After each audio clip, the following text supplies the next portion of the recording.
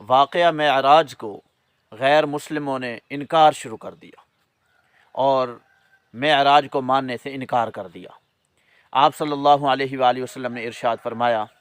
کہ میں اس وقت حتیم میں کھڑا تھا، انہوں نے بیہودہ قسم کے سوالات شروع کر دیے کہ بیت المقدس کی کھڑکیاں کتنی ہیں، اس کی چھت کی کڑیاں کتنی ہیں، دروازے کتنے ہیں، اس طریقے کے بیہودہ سوالات شروع کر دیے۔ آپ صلی اللہ علیہ وآلہ وسلم نے فرمایا میں حتیم میں کھڑا تھا، مجھ پر بیت المقدس ظاہر کر دی گئی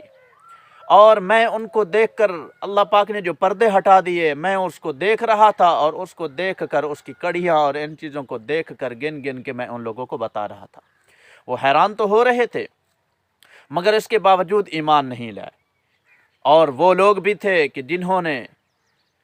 بغیر آپ صلی اللہ علیہ وآلہ وسلم کی بات کو سنے ہوئے تصدیق کر دی، تو وہ صدیق بن گئے اور باقی زندیق بن